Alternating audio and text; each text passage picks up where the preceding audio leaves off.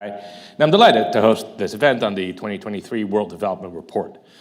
This year's edition of the report focuses on migration, a topic that has been of central concern to U.S. policymakers in recent years, both domestically and of course, overseas. Domestically, we went through numerous contentious debates over the Muslim ban, over the border wall, over family separation, as well as over last week's expiration of Title 42 restrictions on asylum applications. Those restrictions, of course, originally instated by the Trump administration, at least nominally in response to the COVID-19 pandemic, have now ended, and so far so good. It seems like we'll talk about that in a bit. Meanwhile, what one might call the regular immigration bureaucracy struggles and has struggled for years to deal with backlogs, and I think is a source of frustration and certainly of red tape for immigrants, their relatives, and businesses alike. Internationally, major refugee crises involve millions of Syrians who left their country in response to the atrocities committed by the Assad regime. Millions of Venezuelans have been displaced by the failed experiment of Bolivarian socialism, and millions of Ukrainians who fled from Putin's war of aggression against Ukraine now find themselves in other European countries. Meanwhile, we have Rohingya fleeing persecution in Myanmar, Afghan families fleeing decades of armed conflict and the return of the Taliban. So that's not a great picture on the refugee side. At the same time, on the more labor-oriented side of migration, the COVID-19 crisis and nativist policies like Britain's exit from the European Union have led to the introduction of new barriers to immigration of all kinds. With that, maybe not super uplifting background in mind, today we'll learn about the World Bank's view of migration, both as a social science phenomenon and as a policy issue. We'll hear about the report's main findings and recommendations, and we'll hear from experts and policymakers seated right here in front of me about the way in which the United States is responding and should respond to global migration trends. Now, specifically, the proceedings will unfold as follows. First, Tuan Do of the World Bank will present the report. Tuan is co-director for the 2023 World Development Report and a lead economist in the World Bank's Development Research Group. Then after Tuan's presentation, we will hear comments by Katie Tobin, who is Senior Director for Transborder at the National Security Council, which oversees all issues related to United States border security. Then Alex Araste, Vice President for Economic and Social Policy Studies at the Cato Institute, and Tara Watson, Director of the Center on Children and Families, soon to be renamed, I believe, at the Brookings Institution, will weigh in after Katie. We'll then have a conversation among ourselves, take questions from you all and from our online audience. Our online audience can submit questions by using a hashtag that I think one person ever has used, or by emailing Katrina Fee. This information is on the event page, and so I'm not going to try and spell out email addresses or hashtags. Instead, I'll refer you to the page you're physically on as we speak. So with all the logistics out of the way, Tuan, delighted to welcome you. Please take it away.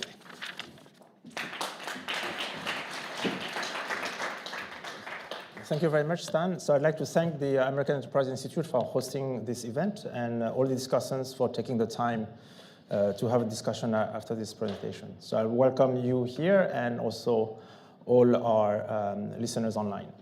So let me start straight into the presentation. So this year's WDR is World Development Report, so you will hear WDR quite a bit as an acronym that has become part of our lexicon but might be new to you, is on migrants, refugees, and societies.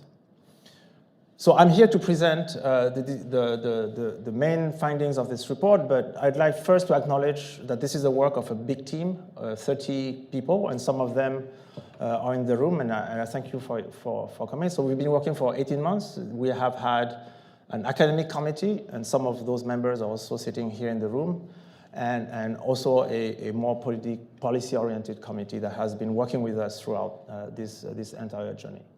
So as is very common, I'm happy to privatize the credit and mutualize the criticism that will come out of this discussion. So let me jump straight into the issue. First, as is not necessarily common for other institutions, we define the migrant as someone who does not have the nationality of the country he or she is living in. So this is a kind of departure from being foreign-born or other definition you might have heard of. And with this definition and the discrepancy between citizenship of the person and citizenship and country they are in is going to define the entire tension that we are going to discuss. So with this definition in mind, we're revisiting a little bit the numbers, and I'd like you, from those numbers and those graphs, to remember three things. First, beyond the fact that there are 184 million migrants and refugees throughout the world, which is 2.5% of the world population. First is migration is also and foremost a phenomenon between countries of low and middle income to countries of low and middle income. So it's not just low-income countries migrating to high-income countries. The second fact is refugees are mostly hosted in developing countries. Second fact I would like to bring to attention. So out of the 35 plus million, 3/4 of them are in low or middle income countries. And then the third fact is most countries there is no such thing as countries that are origin countries or countries that are destination countries, but most countries are both, and this phenomenon is going to increase over time in the sense that countries will be receiving migrants, but also will be sending workers abroad.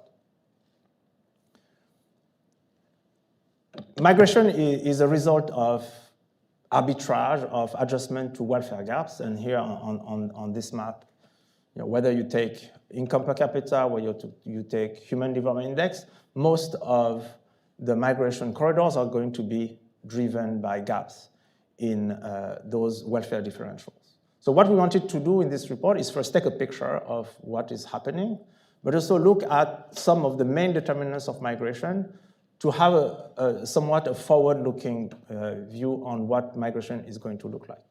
And in terms of the drivers that we believe are important and going to reshape migration flows and are going to be very high in the policy agenda, the first one is one about demography. So demographics, we believe, is going to change the global labor markets and will intensify the competition for workers. So on this graph, you have on the top Italy, the different age pyramids for Italy. The one on the left is the age pyramid in 1950. The one in the middle is today's. And the one on the right will be the age pyramid in 2050. So just as a reminder, the actors of the demography of 2050 are born today. So in a sense, those extrapolations are not coming to too much uncertainty. So Italy is a population that is aging. I think it's among those countries like Japan, one of the first countries where the age pyramid is actually inverting or is about to invert. As an example, in Italy, if we have 60 million people today, the country is going to have around half of that population at the end of the century. If we take the example of South Korea, we're talking about 1 out of 6 South Koreans by the end of the century who will have 80 years or above. Not 65, we're talking about 80 years. So 1/6 of the population will be 80 and above. Now let's move to the bottom line before going to the middle one, is countries, low income or lower middle income countries such as Nigeria that are still very young, and the population is still expanding at a very high rate. We're talking about 7 children per woman in Niger, and Nigeria is in the course of becoming the second most populous country by the end of the century, after India. And so and if you look at the middle row, countries like Mexico, but many others, Turkey, Mexico, Malaysia, and you name it, are countries that are well engaged in what we call their demographic transition.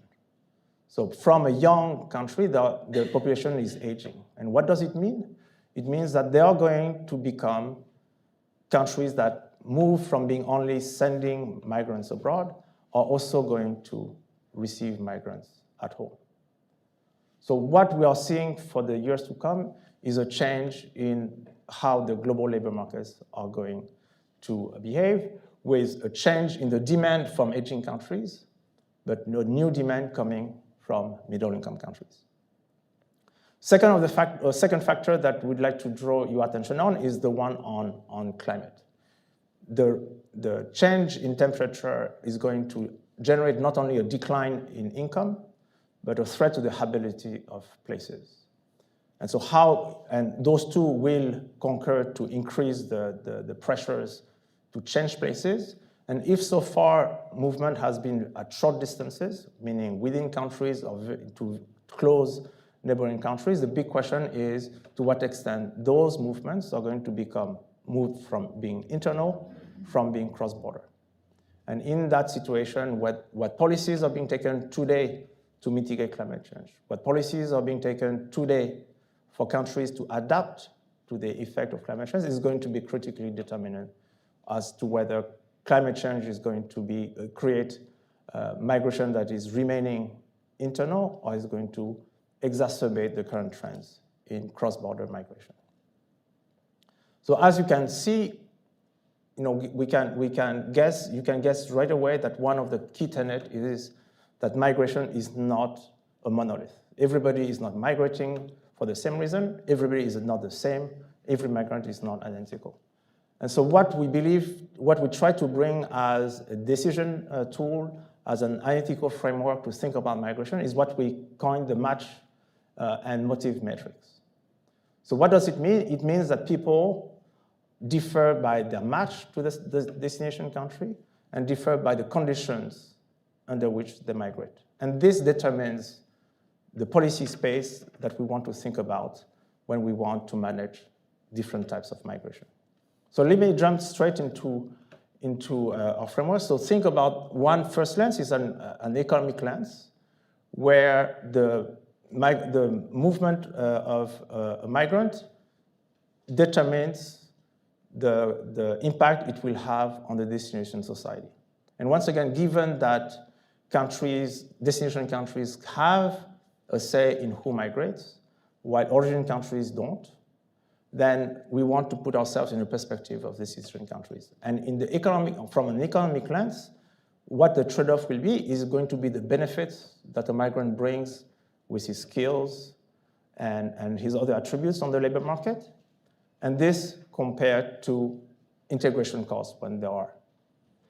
And the tension between the benefits and the costs determines whether there's a strong or weaker match for the migrants migrating to a given destination country. In a way that is not related to an economic view of migration, you have the legal view of migration. The international approach recognizes that under some circumstances, when there's a legitimate fear for migrant safety when he or she is being returned home, there is a responsibility from the international community to host the migrant. So that's what we call the motive axis, which is if the fear at the origin is high, destination countries have the duty to host the migrants as refugees. And when the fear subsides and the opportunity of destination dominates the motive for migration, then we're in a space where there is discretion from a legal standpoint, from the destination country's standpoint. So an economic approach, an international approach, and when we all overlay them, we have what we call our match and motive metrics. And the idea, this creates 4 quadrants for which the policy space are well identified. And here again, the main objective is really to understand that migration differs by who migrates and under what circumstances. And so the policy instruments to address those migration flows should be adapted to who migrates and under what circumstances. So we define when there's a very strong match, but the migrant moves for opportunities, that's the space of most economic migrants and the bulk of cross-border movement. On the other side, on the other hand, when match are weaker and the motive is driven by fear at the country of origin, we're dealing with refugees. And finally, the bottom left quadrant is one where there is more issues, is when the migrants, don't qualify for refugee status, and at the same time have a weaker match with the country of destination. And that's what we coin distressed migrants. So let me go over those in turn. The challenge for most economic migrants is to maximize the gain for all. There is economic benefits, and policies has a role to play to increase those benefits further. In the case of refugees, we are talking about ensuring the sustainability, because once again, it's the international responsibility to be shared among all countries in the international community. And finally, for the case of distressed migrants, the issue is really an issue of reducing the need for those movements, absorb the migrants in the society of destination, or return them in a humane fashion. So these are the issues at stake for that category. So when the match is strong, then what is the policy space? First, for country of origin, being a large source of revenues through remittances, a source of knowledge transfers. For country of origin, embedding migration as a strategy for development is a way to maximize the benefits, protecting migrants in the country of destination. And the country of destination, maximizing the benefits involves fighting discrimination, recognizing skills, and also when migration has adverse effect on the local population, having active labor market policies or social protection. In the case of refugees, the issue is ensuring sustainability, but what else is also allowing migrants to reach autonomy.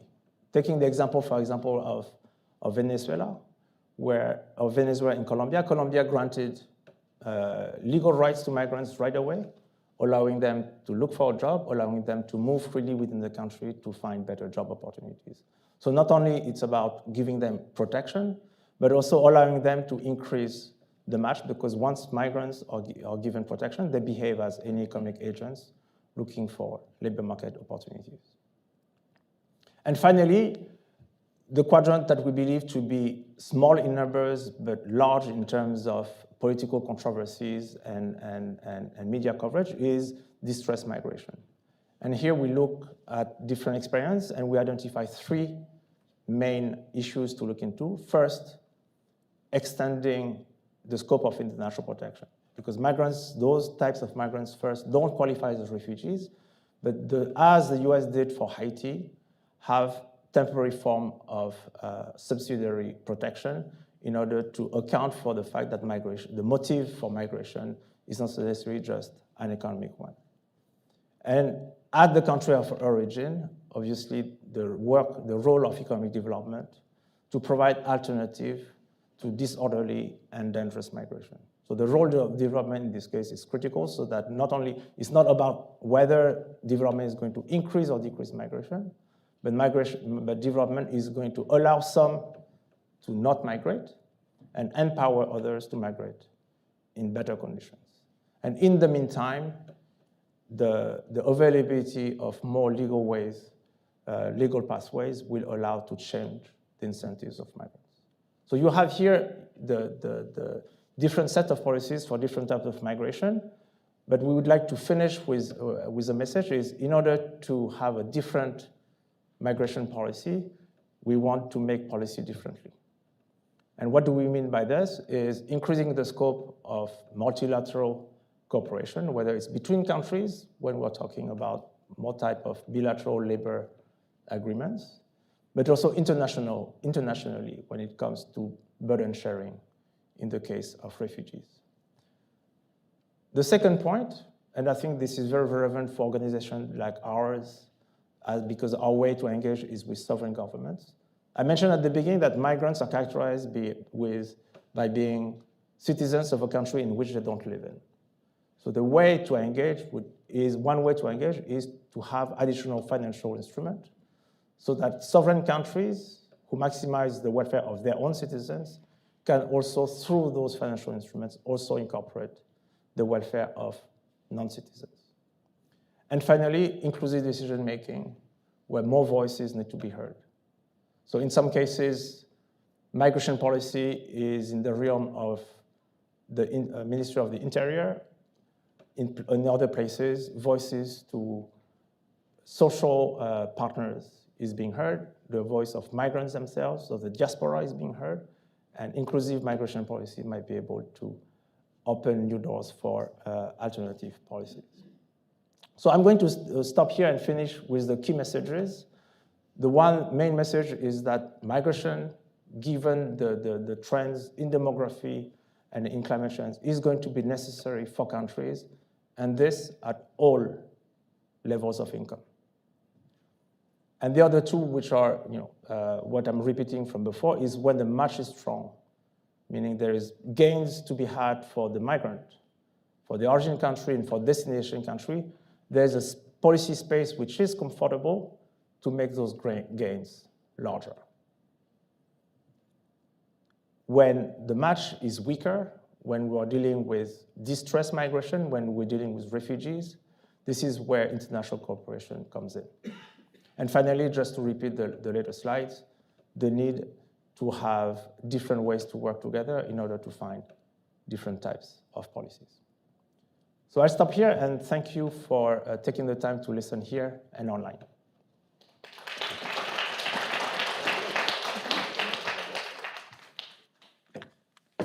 Thank you. And now I will just briefly announce Katie Tobin. Katie, welcome. Thank you.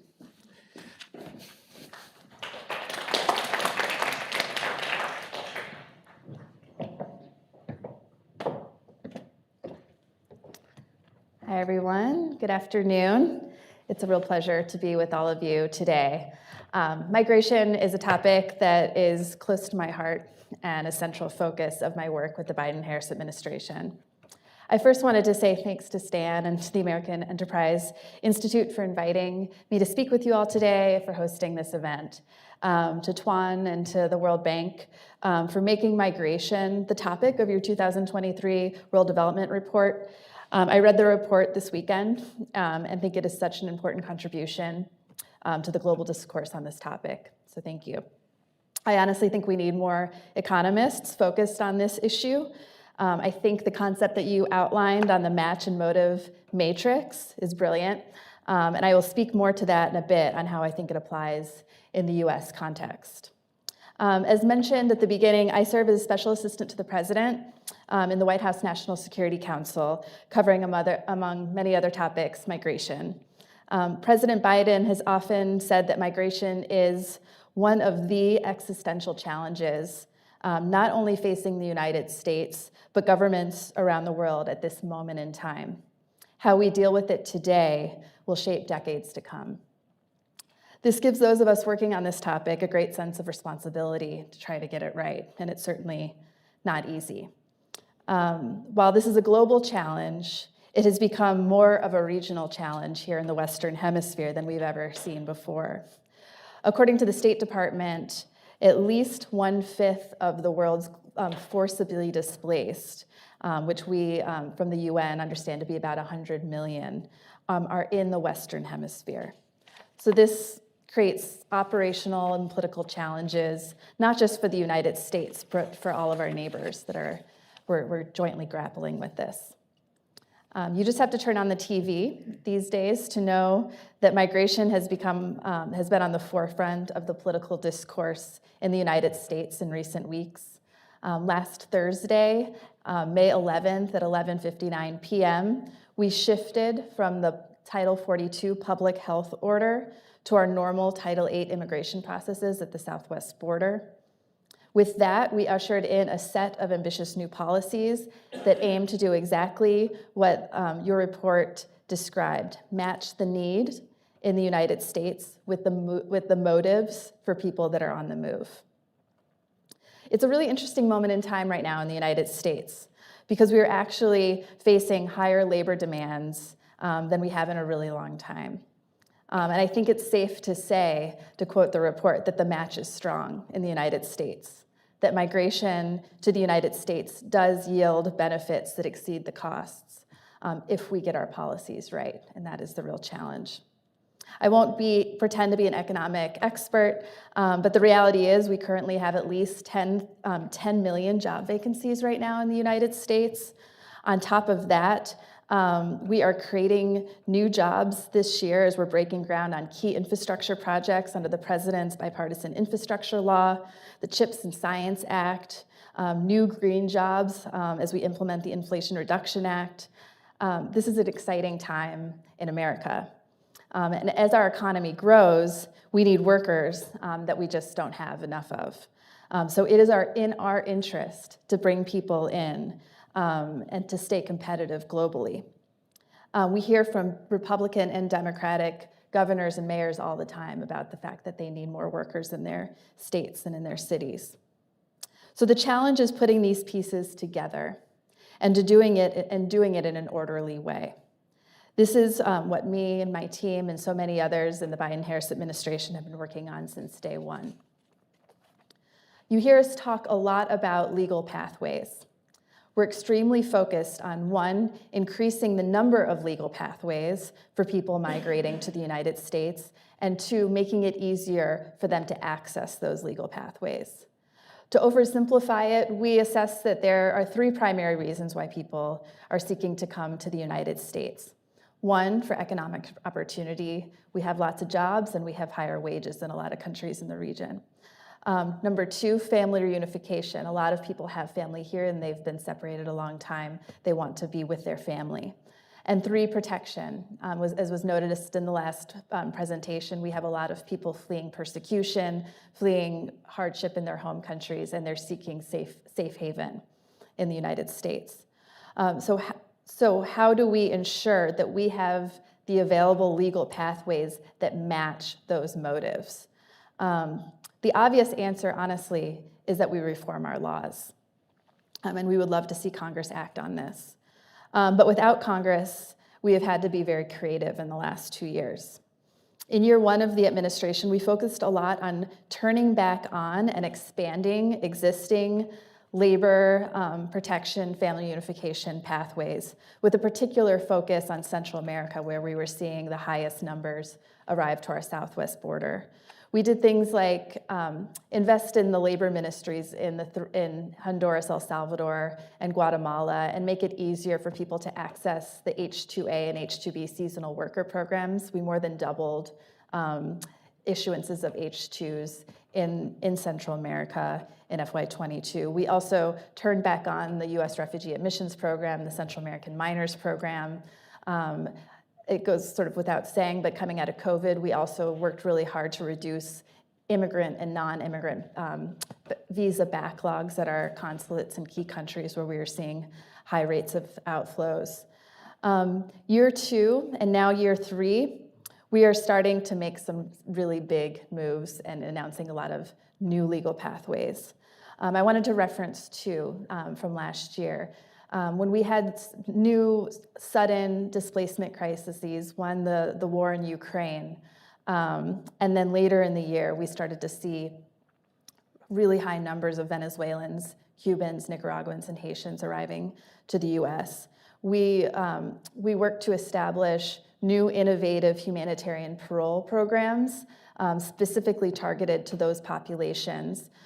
We made them sponsorship-based programs, so people had to have someone in the United States that would come forward and apply on their behalf. We made these programs extremely easy to access through the use of technology. So instead of having to wait years for a visa appointment or for refugee resettlement, you could access this program on your phone. We're able to streamline the processing and approve people within a matter of weeks. We saw these programs have a dramatic impact on irregular migration to our southwest border, with each of these programs that we announced, first Uniting for Ukraine, then in October of 2022, the Venezuela process, and then in January of 2023, an expansion of that for Cubans, Haitians, and Nicaraguans. Each time we saw over a 90% drop in irregular migration, and we saw thousands of people arriving on planes, quickly getting work authorization, contributing to our economy, reuniting with family, accessing protection. So these are sort of is an example of sort of the innovative ways in which the U.S. is seeking to more quickly match the needs in the United States and address also the really urgent humanitarian needs of people that are fleeing and seeking to come to our country. Surrounding May 11th, we made a new series of announcements that further seek to expand pathways and make them more accessible. We announced that we'll be establishing regional processing centers across the Western Hemisphere. We also announced new family reunification parole programs for the 3 Northern Central America countries as well as Colombia. With the regional processing centers, the goal is to make it easier for people to access these legal pathways. We have found as we've expanded our legal pathways that many of them are actually undersubscribed. Sometimes people need more support. They need someone to guide them through the process. So we're hoping that these regional processing centers will again help make that match.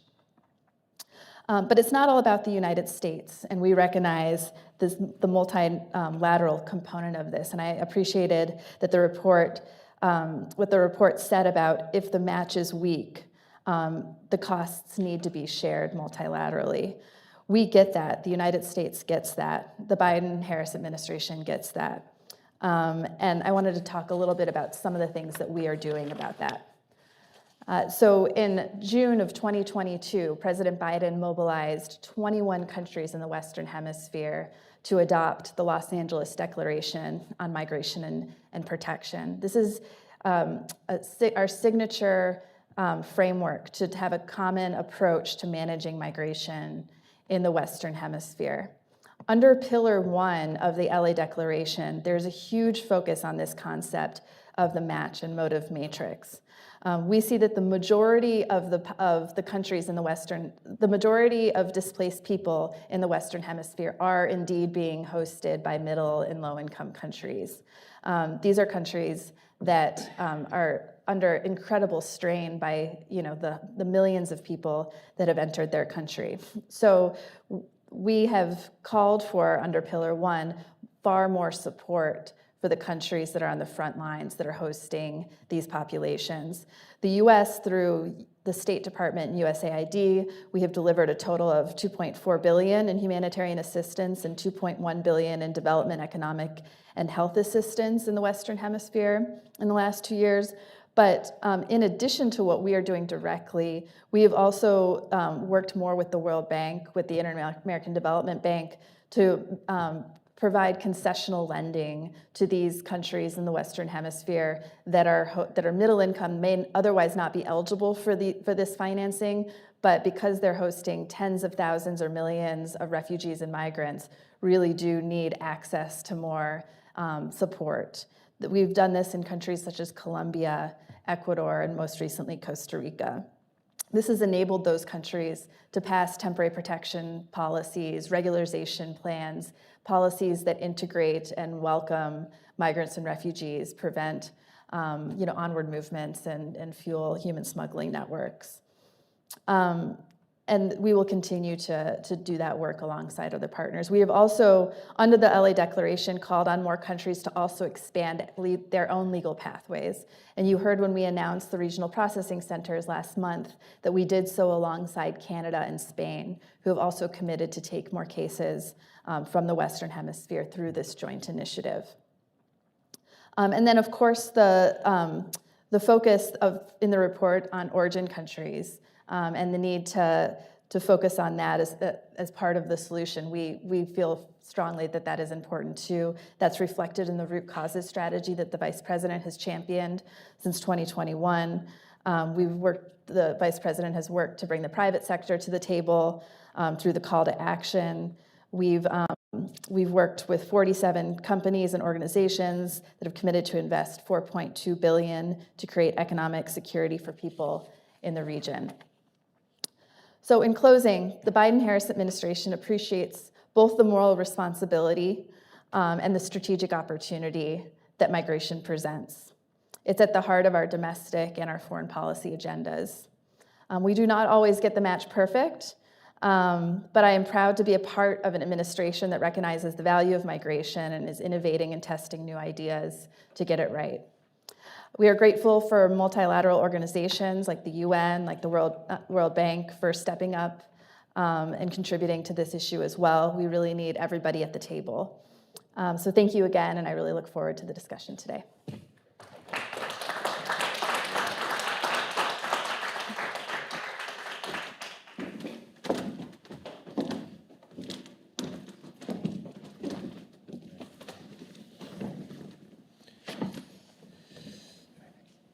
All right, thank you both for your comments. I think that was an excellent overview, both of the report and of really everything that's happened in immigration policy over the past 2 years, at least as far as the Western Hemisphere is concerned. I wanted to turn to Alex and then to Tara to hear what they thought of the report and of Katie's remarks, and then after we hear from the two of you, we can have a little more informal conversation, and I will ask my burning questions. Alex, you want to go ahead? Yeah, so first off, thank you very much for the invitation, Stan, and thank you for writing such a wonderful World Development report. This is a really comprehensive, thorough report full of data and insights about how migration works globally. So thank you for putting that together. I'm struck, I saw a chart in there that I've seen occasionally throughout my career, which is the place premium. The wage increase that a worker can expect coming to the United States. And the median wage increase, the wage increase for a migrant from the median country, developing country, can expect a five-fold increase in wages on the lower end for lower-end workers coming to the United States. It's an enormous economic benefit for the migrant, but also for the country where those individuals eventually settle. This has been true for a long time. I suspect it will continue to be true for a long time, and even if the demographic trends continue, as we think will increase going forward. Still, though, we have no reform. We still have we have a relative immigration liberalization over the last couple of years with the Biden administration, starting from a low point, which, thank you very much, by the way, for doing that, turning around a lot of the policies from the previous administration, let me put it that way. So thank you for taking some big steps and opening it up. I just am concerned that a lot of the reasons why we haven't had liberalization in the relatively recent past, comprehensive reforms or large-scale reforms, will continue in the future, even though we're staring at these very large benefits. But I do think it's wonderful to have these benefits described in a very accessible, well-researched, well-written, and clear way by the world in the World Development Report. Tara, you want to go? Sure. Yeah, thanks for hosting this, Stan. And I really also appreciate the focus of the report on migration. It's part of the development economics framework that sometimes gets overlooked. As a U.S. policy person, I also appreciated the match and motive matrix because it really highlights how policy can shift migrants from part of the graph where they are not well matched, they are not contributing economically, to the part of the quadrant where they are contributing economically. And I think smart policy has the opportunity to really shift most migrants into that upper part of the graph there. I also really appreciated Katie's comments and have liked seeing much of what the Biden administration has done, including the humanitarian parole efforts. However, I would love to see Congress take action. An administration can only do so much because as soon as the administration is over, a lot of those decisions can be undone. And so, working within a constrained system, there are a lot of creative ideas happening, but we need to get Congress to recognize the imperative. For me, there's an economic imperative and a demographic imperative to expanding our immigration flows through expanding our legal channels. And most of that has to come through congressional action. Very good. Thank you, Tara. I have a few questions. I'm going to start with giving both Tuan in particular the opportunity of responding. Katie, if there's anything you want to say, respond to what Alex and Tara said. But Tuan, any comments after what we've heard? No, so I thank you very much for your comments, and thank you for recognizing that all the work that has gone into this. I think for us first is to see how what we've done by looking at every country in the world, whether it's a sending or receiving country, seeing that there is some echo in a country such as the US is a kind of good litmus test for this report. And I think as we are starting to disseminate across the world, Xavier, one of the co-authors, is in Germany.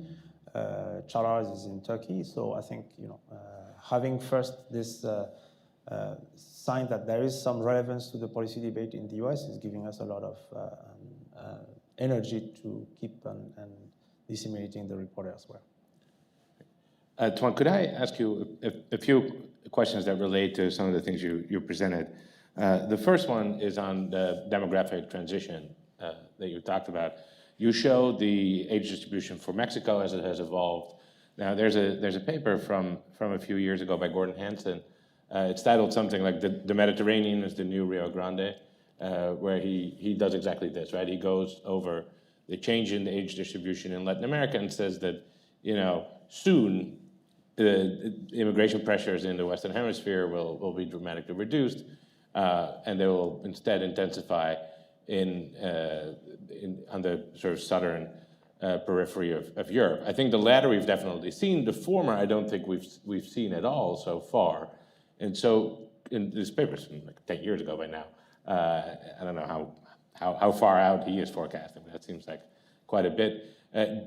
Do you feel like that those pressures are going to go away soon? Are there other countries in Latin America that have a completely different age distribution or that are evolving differently? How do you see that? Because I think the Mexico picture is pretty striking, but I don't know how applicable that is to the whole hemisphere. And if it is, then why aren't we seeing much more of a reduction in flows? So we do see that the net migration Mexico to the US is now negative. So there are more people coming back to Mexico than people are leaving Mexico to the US. And I think when we look at this and we look at countries at different stage of their demographic transitions, that's a phenomenon that we are expecting to see more and more. And Mexico is very much advanced in this demographic transition. And so why? Because that's not how. If you just followed media reporting, that's not the impression you get. And is it that other countries in Latin America are at a different stage? I think other countries in America are at different stage, and the distance to the US is also different. So all this plays into the decision to migrate. And so then separately, so we have that age transition. How much of the push does that explain? Because of course, the events that unfolded in Venezuela triggered immense flow, and crime in Central America triggered immense immigration flows. And I think there are countries in the Middle East, in Northern Africa, where we've also seen these enormous flows unleashed. Just in terms of magnitude, those sort of permanent age distribution-driven flows versus just countries failing completely. How important are those two drivers? So if you look at the numbers I showed you before, we're talking about 35 million refugees out of a population of 200 million or so migrants overall. So we're really talking about different orders of magnitude when we look at what the so-called economic migration compared to refugees, so forced displacement. And I would bet that ratio is inverted when you look at space taken on a newspaper. But I think that's one of the big challenges, is not, that the policies for forced displacement, distress migration do not overshadow the need for different type of policies for the economic migration. And those two drivers how correlated are they the fear at origin and opportunity at destination? Because you often, you'll hear migration advocates sometimes say that it's very difficult to disentangle those two push factors. Is that something you would disagree with, or? I think the first, because the numbers are so different, we're talking about different orders of magnitude, and also the conflict and fragility. There are some places where we know, but who would have predicted Ukraine 2 years from now? And who would have thought that Sudan is falling in civil war? I think that correlation is unclear. I think we don't have a very good understanding of the sources of fragility. And we do understand fragility, but when it will translate into outbursts of violence is something we understand much less. Very good. Katie, I have a few questions for you too. First, on this sort of broader, what does the hemisphere look like point? I know the administration has a root causes strategy that tries to, reduce fear at origin and increase opportunity at origin, to put it in Tuan's terms. You didn't emphasize that, I think, in your remarks. Could you tell me, how that strategy is going, and then maybe separately, are there countries in Latin America or in other parts of the world, but I think Latin America is the most important, that you are particularly concerned and particularly optimistic about in terms of how they're managing their economies, opportunity they're creating, maybe increases or reductions in outflows? Sure. Yeah, root causes work is really tough, which I think we can all appreciate. And so we've been really President Biden as vice president was incredibly focused on this, and so it was really important that when coming back in as president, that we reignited that work in Central America, and he asked the vice president to take this on. And we've made progress. I think it's really encouraging to see the investment from the private sector. We've done a lot to put money into the hands of NGOs, civil society organizations, the people themselves. But we have seen, some democratic and backsliding in some of these countries. There's concerns about, the corruption issues, and this gets in the way. This makes it complicated, and our administration is not willing to turn a blind eye to those issues. So it makes the progress slow. In other countries where we're seeing high outflows, we have, very little diplomatic opening to do much at all. And I won't name countries, but there's it's a challenge. I was going to hoping you'd rank them all from good to bad, but that's fine. Yeah. So yeah, I think where we see the most opportunity in maybe potential for return on investment, to use economic terms, is in investing in these middle-income host countries in the region that already have a long-standing history of solidarity. Countries like Colombia and Ecuador and Peru, Costa Rica, these are countries that have long traditions of welcoming their neighbors. They have strong legal frameworks. They have relatively good, economies that have been really hit by COVID and climate events. But we think that with increased investment from the international community, these countries can really be important players in this broader framework of managing migration. They can host these populations. They can provide them temporary or permanent legal status. And we think that's in the best interest for a lot of these migrants too, like Nicaraguans. A lot of them would like to be in Costa Rica. I think a lot of them would eventually like to go back home to Nicaragua. We saw with Venezuelans that for years following the initial outflow in 2015, 2017, the majority were staying in South America. That's where they had the family ties. That's where they had, I think a lot of them wanted to be close and had the intention to go back home. It's only sort of when we've seen more of an economic erosion in some of these host countries where we've seen people starting to head north to North America. So we see it as, in the more immediate term, a real opportunity with these host countries. Thank you. Speaking of the immediate term, as you mentioned, the Title 42 restrictions are now gone as of a few days ago. How's it been going? What do you think? Yeah, it's too early to say. I mean, this is really interesting. Whenever there's a policy transition, we can't draw conclusions too quickly. But we believe very much in the approach that we've put forward. We've been wanting to do this for a long time, and we were really pleased to finally be able to lift Title 42, put back in place Title 8. We think this combination of more efficient processing at our border, and we've surged a tremendous amount of personnel and resources, coupled with all the work we're doing to expand legal pathways, we really do think it's a sustainable and effective approach. But we will, like all of you, we're waiting to see sort of the impact. But in the first couple of days, we've seen a major drop in encounters. Very good. I'm going to start asking some questions. Start asking or letting you ask some of your questions. But first, I wanted to give Alex and Tara the opportunity. If you have any questions for Tuan or Brady, comments about anything that's been said, Alex. So you mentioned very briefly in the report, you have a discussion about the UAE and some other countries where there are large numbers of temporary migrant workers, often, not always, but often working under fairly harsh legal conditions compared to what we want.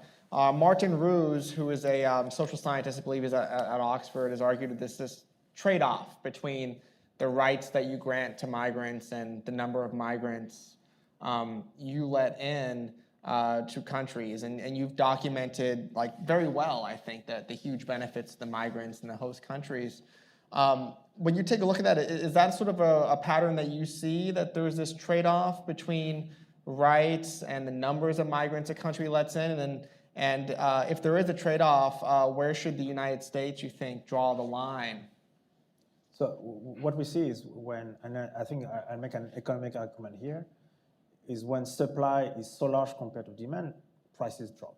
So in a sense, when it's not just the monetary aspect of it, but also other forms of rights. So that's a very supply demand-driven mechanism. We can see that the incentive for authorities when the legal framework is not necessarily the same as in other countries to adjust the labor market regulation in order to account for those rights. But I would like to highlight that all the Gulf countries are not the same, and a lot of countries such as the UAE and Qatar have gone a long way towards removing, for example, the sponsorship system, introducing more benefits, more protection. So I think reforms take a long time, and those trade-offs are being assessed as reforms are slow to happen in every places.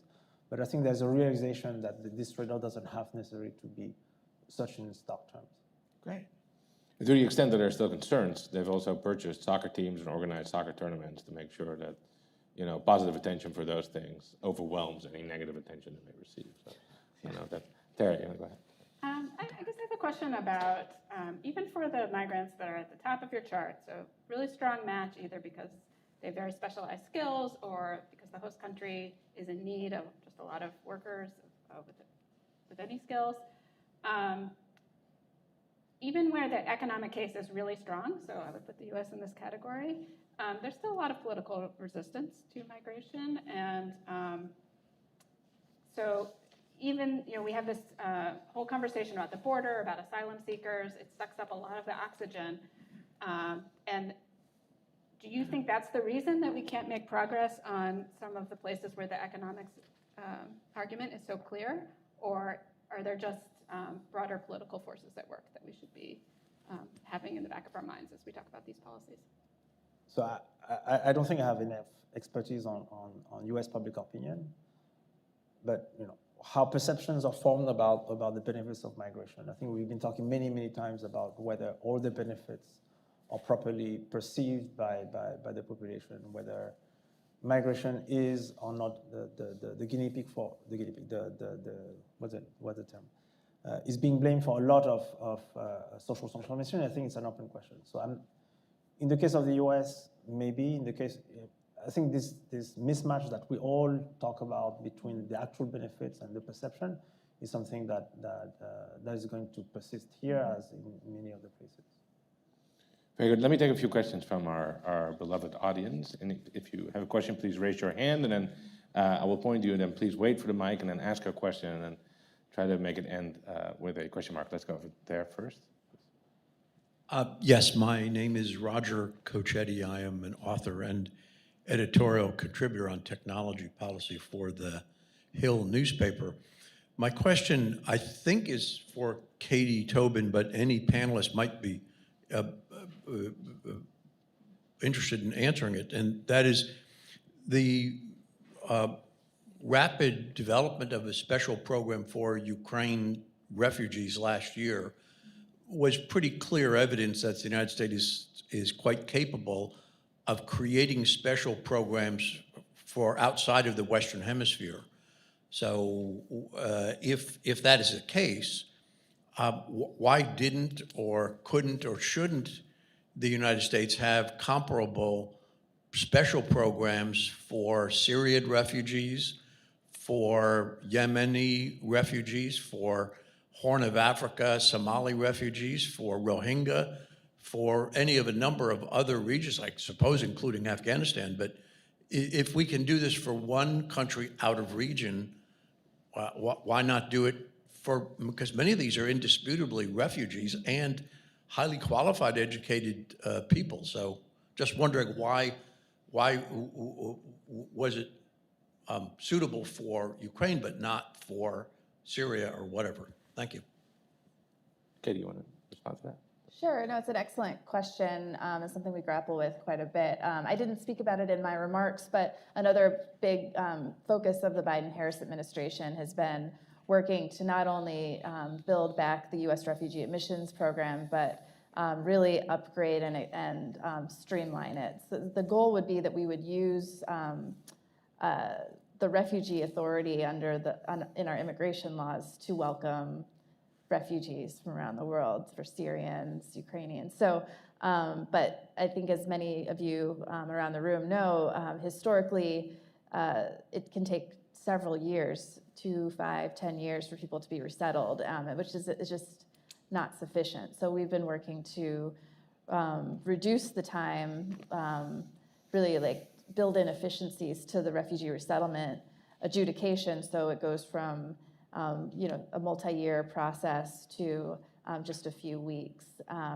And we think that that will be a more appropriate to apply to some of these urgent refugee crises that arise in the future. And that is our plan in the Western Hemisphere, that we're actually going to try to do this expedited refugee processing. The use of humanitarian parole, we often find we have a justification to use it if there's an urgent humanitarian need or a significant public benefit. But we would prefer to use refugee resettlement. It's a more durable solution for refugees. They come here with permanent status. They can bring their family members. So it's a long story, but we would always prefer to use refugee resettlement as the pathway over parole if we had the choice. On a somewhat related note, if you're interested, last week I hosted an event here on the Welcome Corps, which is a new program that allows for private sponsorship of refugees, so not through the traditional resettlement agencies. And that program, once it starts working, may help with some of the populations you mentioned. I wanted to, Katie, to ask you a different question. Anyone else should feel free to weigh in. You mentioned the Inflation Reduction Act. The administration, of course, also, I think on a bipartisan basis, passed the CHIPS Act. I think for a number of those industrial policy initiatives, there's a concern that there's a number of relatively specific high-skilled occupations where the U.S. struggles to train people, where numbers certainly are small, where there's a very clearly defined shortage, where you can't train people that quickly because they often require years of higher education. How does the administration think of that? How are you going to make those programs a success if they're pretty reliant often on foreign workers who do not have an easy way to get here, often have to go through lotteries, through years of uncertainty about their future legal status? Yeah, and this is not my direct area of focus, Yeah. but of course the priority is retraining Americans to fill those jobs, and we really view this as such an opportunity to transform manufacturing and so many other industries here domestically, but this does create a demand for increased high-skilled labor from other parts of the world, and so that is something that we're working with the State Department on and DHS to find ways, again, to make it easier for people that have these skill sets that we think can really contribute to implementing these new policies, that we can bring them in faster and have the competitive advantage. Very good. Different question, inspired by a question from an online question. I don't know. Sometimes I feel like I could make the question a little bit better. Who knows if it's better? We'll never know, because I'm not going to reveal what the original question was. The way in which the U.S. manages its border, and in which the European Union manages its southern border, right, the Mediterranean, and then sort of all the way up to Turkey. Right, there are similarities and differences. Are there lessons you think Europe should learn from the U.S.? Are there lessons the U.S. has learned from Europe? How do how do you think of those two situations? Do you think they're at all comparable? Some of the Europe, of course, has struck deals with a number of the nearby countries that certainly human rights activists, I think, are not super happy about. How do you think of that situation? Is that a place you look to for inspiration? Are there things you think they do terribly in the? I think we definitely, there's a need for discourse and dialogue. I think we're facing a lot of common challenges. I was just a part of an event here in Washington last week with a lot of representatives from European countries on the subject of migration and sharing best practices, and also, areas where, we think we can really learn from the experiences of other countries. I think Europe was really went through a lot in 2015 with the refugee crisis, and instituted a lot of reforms. And so, yeah, the dialogue is really critical. Okay.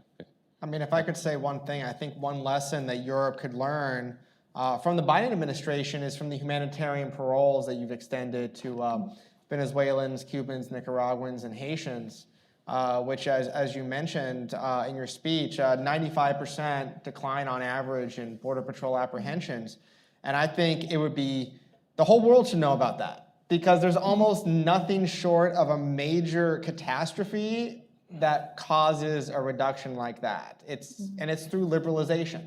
It's through making lawful pathways into the United States open to people who otherwise would be marching through, many of them through the Darien Gap, be taking dangerous sea voyages, some of whom would die in the deserts of northern Mexico, to say nothing of being abused by smugglers and cartels and everything else. And to give them the option to apply from their home countries, to find a sponsor, and to come into the United States to work, I think is a success that needs to be shouted from the rooftops even louder, both from a humanitarian and economic perspective. And I wish that our friends in Europe would more realize that. They have, of course, in the past at different times with different programs, but that is the real unsung success and lesson that I've gotten from the last several years of the Biden administration. And it's something that I think future administrations should learn from and emulate, and that foreign countries should as well. You think it's better than bribing Libyan warlords? I do think that the benefits exceed the costs of letting people migrate lawfully compared to any other alternatives that are available to these governments. If I can just jump in there, the congressional laws on the books have caps on migration that were set in 1990 in most cases, and so they're just woefully out of date and not providing the legal channels that the economics would imply. Very good. Any more questions from the audience? Let's go over here on the left. Yes.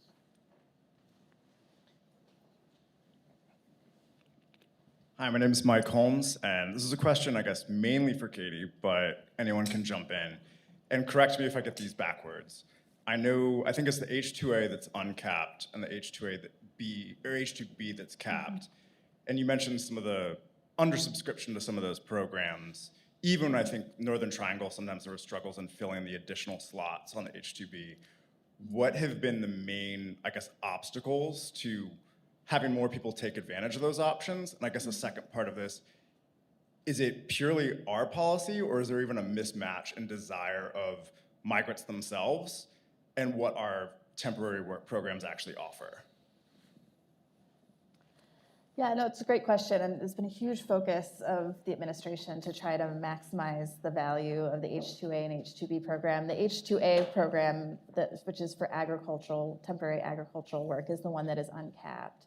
H-2B is for non-agricultural, so tourism and a variety of other industries. Having gotten my hands dirty with this, really gotten into it in the last couple of years, I think it needs a legislative reform. I mean, there's too many steps. It's really complicated, I think, for the worker, the person sitting in Honduras who wants to come work in agriculture in the United States and the farmer in the US. They don't naturally meet. And we have done a lot of work to try to bring the employer and the worker together. But it's been a challenge. I think other countries have had more success. I think Canada has a really good model, and we're in close touch with Canada on their program.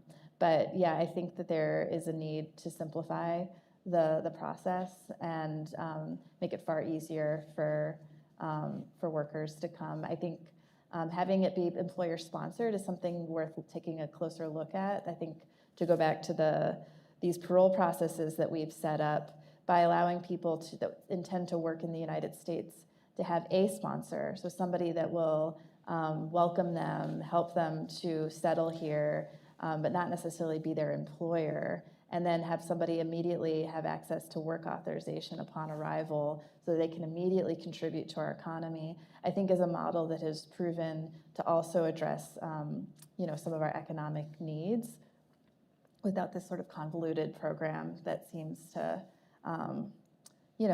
be really challenging for somebody to navigate, and then gives a little bit too much power to the employer.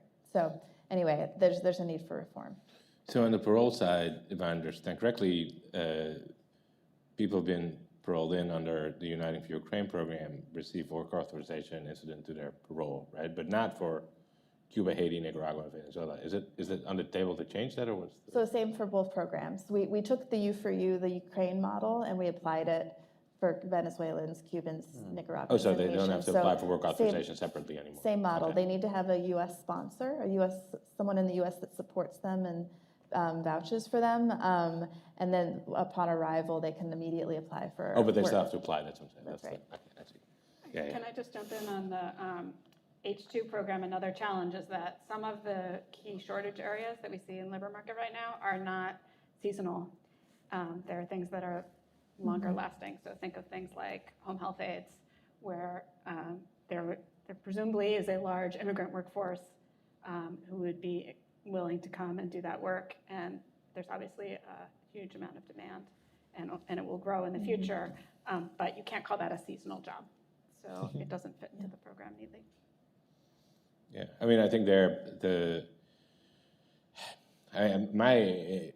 my sense would be that people who are opposed to large new inflows of immigrants are opposed to having a non-seasonal temporary program because that's not how guest worker programs typically turn out, right? I think, which may also be a concern with some of the parole programs where people are now paroled in for 2 years. It's not, to me, it's not totally obvious what's supposed to happen once those 2 years are over. Do you know what's going to happen? Well, to go to your comment on the guest worker program, I do think when it's a well-functioning guest worker program, that is the ideal scenario, that people come, work for a period of time, have an incentive to go back to their home country. It anchors their family in the home country. And then a lot of these programs, if you comply with the terms of the guest worker program, whether to Canada, to the US, so you go home when you're supposed to, then it makes you eligible to have that renewed over and over. So I think that model has proven to be good for both economies and prevents an entire family from having to be uprooted. Very good. I think we have time for maybe one more question, if anyone has one. Let's go over here. Hi, Walker Wright. I work here at AEI. Kind of going off of the World Bank's report here, where you talked about distressed migrants and refugees and the kind of idea of spreading the cost and whatnot. This is mainly just to find out more about the literature and the evidence on this in terms of refugees, where we kind of talk about them as just being a cost. I'm aware of at least some literature that shows that refugees, when they're invested in, that they also they contribute to the economy in various ways, dynamism, entrepreneurship, and so forth, if we invest in them up front. And I'm just wondering, is that an outlier in the literature? Is this what you find robustly in the economic literature? Because then it strikes me that we should also talk about refugees as also being of an economic benefit to the country as well. So I'd just be curious on what your findings have been on that. So it depends. Thank you for the question. So it depends very much on the context, on the number of refugees, and And also, and what we want to emphasize, the legal environment in which they are. And the example of Colombia, once again, or even, I think we're waiting for results from Ukraine, but if you allow them to, if you allow refugees to work, if you allow them to seek for opportunities, you give them rights, they're economic agents. And in places where there are labor scarcity, then this is also a kind of forced migration at the beginning, but then workers that are going to contribute to the economy. So it really, but once again, it's very different if you put refugees like in Bangladesh in camps and you don't allow them to work, then the fiscal burden on the whole society becomes very large. So you have two polar examples, and then we have everything in between, but I think the question is not whether it's a cost or it's not a cost, because once again, it's a legal obligation for the international community, is how can we lower those costs? And the important is using the economic potential, which brings down the cost, but also gives them the opportunity to empower themselves and become autonomous. And not just for refugees, for asylum seekers, you also have very different legal treatment even within advanced economies, right? Where in the US, often allowed to work during the procedure. Correct. In Europe, much less frequently. Yeah. So, right, and so that obviously the legal status very directly impacts the economic impact. On that, on your matrix, one thing I was wondering about, you define the benefits very narrowly in terms of labor market impact. Of course, for a very common form of migration is for family reunification purposes, where there presumably are large benefits that accrue to family members who are already in the destination country. It feels like you bias your framework a little bit against family reunification by just explicitly not counting benefits like that. How did you? No, okay. So I mean, first, we don't want to start to put monetary values on this, but I think just to think about this issue conceptually. And the way we think about family reunification is, let's think about the movement of the entire family, even if it doesn't happen at the same time over time. And so the big question is, conditional on the family to join later on, what is the benefit to the whole society of welcoming a family unit, even if the main working person is going to come earlier? I see. Well, that is satisfying. Thank you. I think with that, we've reached the end of our program here today. Thank you again to our speakers, our panelists. Thank you all for coming, and thanks to the people behind the camera on the internet as well. Thank you and have a good day.